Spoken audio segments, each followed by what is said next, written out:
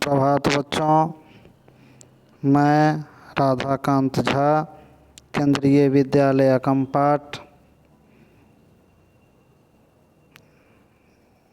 से आप सभी का इस वीडियो में स्वागत करता हूं। इससे पहले आप लोगों को काव्य खंड का एक कविता भजन वैष्णव जन तो तेने कहिए जी, पीड़ पराए जाने ने नरसिंह मेहता द्वारा लिखित का गायन सुना, उसके अर्थ को जाना। आज हम लोग कबीरदास द्वारा लिखित कुछ साखियाँ आज देखेंगे। सबसे पहले कबीरदास जी के बारे में एक संक्षिप्त परिचय हो जाए। वैसे तो कबीरदास किसी परिचय के मोहताज नहीं हैं। जैसे सूर्य को प्रकाश दिखाने की ज़रूरत नहीं पड़ती, वैसे ही भारतीय समाज में कबीरदास के बारे में किसी को बताने की ज़रूरत नहीं है, क्योंकि वो एक चमकते हुए सूरज की तरह हैं जिन्हें हर कोई जानता है। वह हिंदू मुस्लिम एकता के एक प्रतीक के रूप में थे। उन्होंने जहाँ कहीं भी कुछ बुराई देखा उसका वो खुलकर निंदा किए। जैसे वो जहाँ हिंदू के लिए बोले, पत्थर पूजे हरि मिले तो मैं पूजूं पहाड़, उससे तो चक्की भली पीस खाए संसार। वहीं मुस्लिम धर्म पर भी उसकी भी बुराई का बताते हुए बोले, कंकर पत्थर जोड़ के मस्जिद लियो बनाए, ता चढ़ी मुल्ला बांग दे बहरो भयो खुदाए। इस तरह से उनको जहाँ कहीं कमी लगा, जहाँ दिक्कत लगा समाज में, वो हर जगह अपनी बात को बहुत ही सुदृढ़ और मजबूत तरीके से रखने का काम किया और लोगों को बताने का काम किए जो मानवता की पूजा कीजिए। मानव बनो, तुम न हिंदू बनो न मुस्लिम बनो, बस इंसान बनो, किसी धर्म संप्रदाय के लिए नहीं बनो। अगर आप इंसान आपसे खुश रह पाता है तो समझिए ईश्वर भी आपसे खुश होंगे। अब कहा जाता है कि कबीर के जन्म और मृत्यु के बारे में तरह तरह के मत हैं, सभी विद्वानों के अलग अलग मत हैं, मगर जो कुछ प्रामाणिक है उसके आधार पर कहा जाता है कि उनका जन्म 1398 में काशी में हुआ था। उनका पालन पोषण नीमा और नीरू नामक दो जुलाहों के द्वारा किया गया और जन्म के बारे में किसी को पता नहीं है जिनका जन्म कहाँ हुआ। इनके जन्म देने वाले माता पिता कौन थे इसकी कोई पता नहीं है। और गरीब परिवार में होने के कारण उनकी विधिवत शिक्षा भी नहीं हो पाई, परंतु सत्संग के द्वारा, अच्छे लोगों के संपर्क के द्वारा और पर्यटन यानी कि घूमने, वो देश के सभी क्षेत्रों का भ्रमण किया, जिससे उनको ज्ञान प्राप्त हुआ। वास्तविक ज्ञान उनके पास था। उनके गुरु रामानंद थे, जो उन्हें राम नाम के बारे में बताया, मगर उनका वो राम और रहीम की एकता में विश्वास रखने वाले संत थे। उनकी मुख्य रचनाएं कबीर ग्रंथावली में संग्रहित है तथा कुछ गुरु ग्रंथ साहिब में भी संकलित है। उनकी मृत्यु 1518 में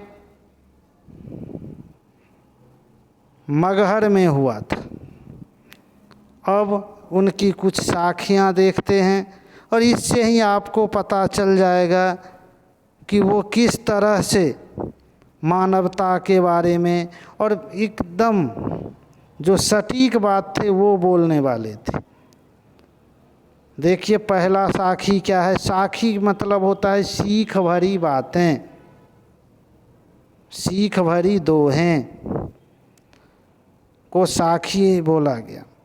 मान सरोवर सुभग जल हंसा के लिकराय, मुक्ता फल मुक्ता चुगे अब उड़ी अनत न जाए। कवि कहते हैं, कबीरदास जी कहते हैं इस साखी के माध्यम से, जिस तरह से मान सरोवर में हंस खेलते हैं और मोती चुगते हैं। मान सरोवर सबसे अच्छा झील माना जाता है दुनिया का, और वहाँ के सुख को छोड़कर कहीं नहीं जाते हैं। यानी कि अगर हमें अधिक सुख सुविधापूर्ण ज़िंदगी मिल रहा है तो लोग उसे छोड़कर और कहीं नहीं जाना चाहते। उसी तरह मनुष्य जीवन के मोह जाल में फंस जाता है और हमेशा इसी दुनिया में रहना चाहता है, उससे बाहर निकलना नहीं चाहता। वो इसी को वो अपनी सारी सफलता मान लेता है, इसी को अपना सब कुछ मान लेता है। वो भूल जाता है जो हम असल में हैं क्या। अब अगला साखी देखते हैं। प्रेमी ढूंढत मैं फिरो, प्रेमी मिले न कोई, प्रेमी को प्रेमी मिले, सब विष अमृत होय। कबीर कहते हैं प्रेमी को ढूंढने से भी पाना मुश्किल होता है। यहाँ पर प्रेमी का मतलब ईश्वर से है, जिसे प्रेमी रूपी भक्त सच्चे मन से ढूंढने की कोशिश करता है। एक बार जब एक प्रेमी दूसरे प्रेमी से मिल जाता है तो संसार की सारी करवाहट अमृत में बदल जाता है। संसार का जो भी दुख है वो सब उसे सुख लगने लगता है। विष भी उसे अमृत जैसा मालूम पड़ता है। इसलिए कबीर कहते हैं कि तुम इस दुनिया के जंजाल में मत फंसो, तुम उस प्रेमी का तलाश करो और उस प्रेमी के साथ रहो।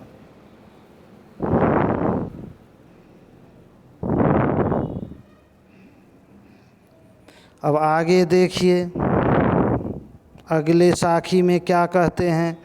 हस्ती चढ़िए ज्ञान को, हस्ती चढ़िए ज्ञान को, सहज दुली चाडारी, स्वान रूप संसार है, भूंकन दे झक मारी। क्या करें। हस्ती चढ़िए ज्ञान को, सहज दुली चादार, स्वान रूप संसार है, भूंकन दे झक मार। कहते हैं ज्ञान या ज्ञानी अगर हाथी चढ़कर भी आपके पास आता है तो उसके लिए गलीचा बिछाना चाहिए।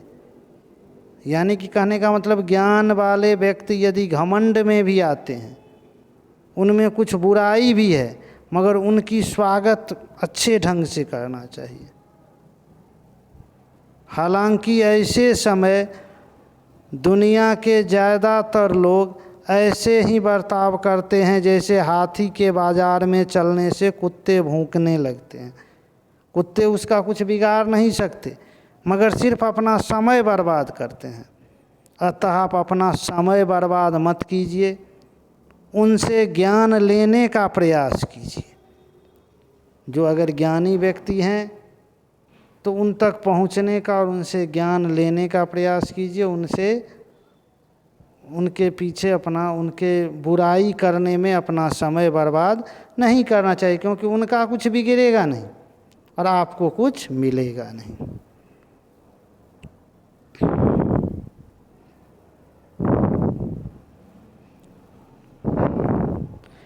पखा पखी के कारणे सब जग रहा भुलान, निरपख होई के हरि भजे, सोई संत सुजान।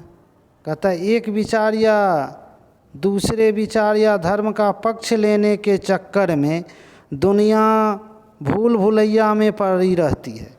लोग भूल भुलैया में पड़े रहते हैं जी, ये धर्म ऐसा है, ये है, हमको यह मानना है, वह नहीं मानना है। और जो निष्पक्ष होकर ईश्वर की पूजा करता है वही सही ज्ञान पाता है। जो निष्पक्ष हो जाता है, जिसको किसी भी का के हिस्से में नहीं जाना है, किसी के पक्ष में जाकर कोई बात नहीं करना है। भाई ईश्वर हैं, सब ईश्वर ही हैं, चाहे वो राम हो, चाहे रहीम हो, चाहे ईसाई हो, चाहे गुरु नानक देव हो, सब उन्हीं ईश्वर के रूप हैं। ऐसा मान करके जो अपना ईश्वर का भजन करता है, पूजन करता है, उसे ही सच्चा ज्ञान प्राप्त हो पाता है। अब आगे देखिए क्या कहा गया है। हिंदू मुया राम कही, मुसलमान खुदाई, कहे कबीर सो जीवता, जे दुह के निकटी जाई। कहते हैं हिंदू मुझे राम कहते हैं और मुसलमान खुदा कहते हैं। सही मायने में वही जीता जो इन दोनों से परे मुझे ईश्वर समझता है, क्योंकि ईश्वर एक हैं और विभिन्न धर्मों की परिभाषा व्यर्थ है। ये व्यर्थ है जो भाई ये कौन किया, ये कौन किया, ये कौन है, इसमें जो लगे रहते हैं उन्हें कुछ नहीं मिलता है। अब अगले दोहा में देखते हैं।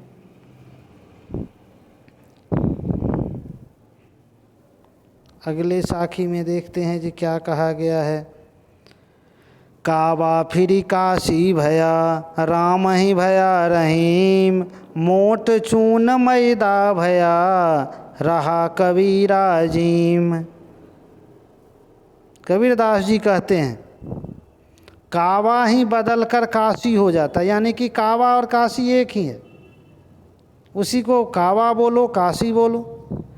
राम ही रहीम, और राम ही रहीम है। जो राम है वहीं का एक नाम रहीम भी है। यह कैसे होता है? जैसे आटा को पीसने से मैदा बन जाता है। मोट चून, चून बोलते हैं आटा को। जो आटा को, मोटे आटा को जब हम पीसते हैं तो वो मैदा बन जाता है, जबकि दोनों गेहूं का ही हिस्सा है। इसलिए चाहे आप काशी जाएं या काबा जाएं, राम की पूजा करें या अल्लाह की इबादत करें, हर हालत में आप भगवान के ही करीब जाएंगे। केवल मन में होना चाहिए जो हम भगवान का भजन कर रहे हैं। गीता में भी भगवान बोले हैं कि हे अर्जुन, मुझे जो जिस रूप में भजता है मैं उसे को उस रूप में ही प्राप्त होता हूँ।